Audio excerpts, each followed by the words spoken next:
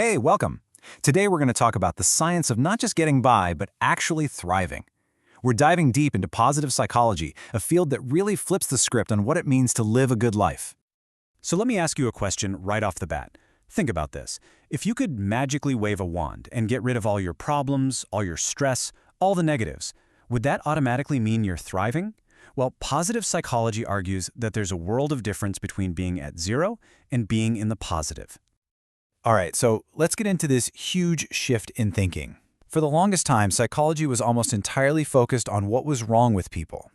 Diagnosing and treating mental illness. And don't get me wrong, that is absolutely crucial work. But it's only half the story. This slide really breaks it down. Traditional psychology is fantastic at taking someone from, say, a -8, deep in suffering, and getting them up to a neutral 0. But positive psychology asks, okay, what now? How do we go from 0 to a +8? It's all about building on what's right with you, not just fixing what's wrong. And this quote just nails it, right? Getting rid of the bad stuff doesn't magically create the good stuff. All it does is clear the path. The skills you need to build genuine well-being are totally different from the ones you use to fight off misery. So let's get really clear on what we're talking about here, because there are some big misconceptions floating around about positive psychology. The most important word on this slide is scientific. This isn't just about feel-good quotes or wishful thinking. No, this is real science. It's the rigorous, evidence-based study of what actually helps people, communities, and even entire organizations flourish. And this is so important. First off, this isn't blind optimism. It's not about ignoring the bad stuff. It's about building the resilience to face it head-on. And it's not a crazy chase for 24/7 happiness, which, by the way, is impossible and would probably be exhausting. And finally, this is not just for people who are already doing great. These tools have been proven to help people dealing with serious challenges like depression and anxiety. Okay, so if we get what it is, how do we actually do it? How do we work towards flourishing? Well, luckily, there's a fantastic model that works like a compass to guide us.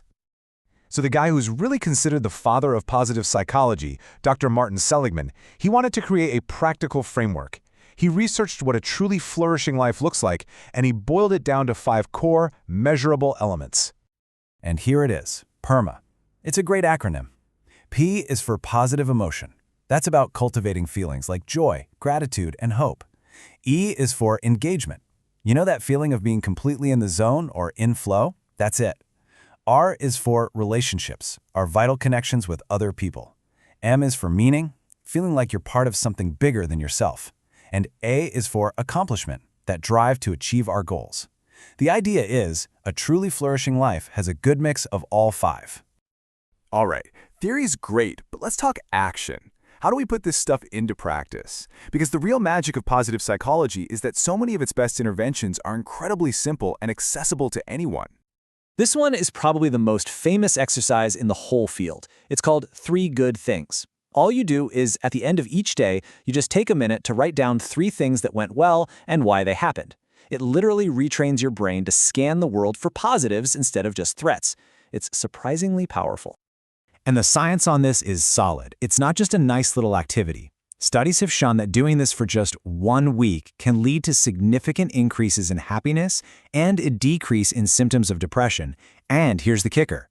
Those effects were still there 6 months later. So, besides looking for the good out there, positive psychology is huge on looking for the good that's already in here, inside you. We all have these unique character strengths, and the real game changer is learning how to spot them and then use them in new ways. And here are just a few simple ideas. If creativity is one of your strengths, you don't have to paint a masterpiece, just try cooking a new recipe. If you're strong in kindness, do one small anonymous good deed. The goal is to just consciously flex those muscles, which has been shown to be a huge mood booster. Now, this is where it gets really interesting, because this stuff isn't just about individual self-help. These ideas are being applied on a massive scale, and they're literally transforming our biggest institutions from the inside out. Let's take schools. There are entire school systems now, like Geelong Grammar in Australia, that have woven positive psychology into their core curriculum. So kids aren't just learning math and science, they're learning the skills of resilience and well-being that are going to set them up for life. What about our jobs? Well, companies like Google found that the #1 predictor of a high-performing team isn't how many geniuses are on it, it's psychological safety. It's about creating an environment where people feel safe and can use their strengths. In fact, when people use their strengths every day at work, they are 6 times more likely to be engaged. And get this, it even impacts our physical health. There's a ton of research now showing a powerful link between things like optimism and life satisfaction, and, believe it or not, better heart health and even living longer lives. It really turns out that a flourishing mind helps build a flourishing body. So, as we start to wrap this up, I want to leave you with a question to chew on.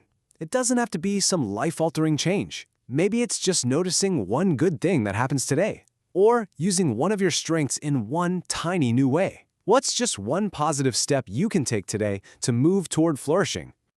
Hey, if you found this explainer helpful, or maybe even a little inspiring, we'd love it if you'd share it, give it a like, and subscribe for more. We'll see you on the next upload. Thank you so much for watching.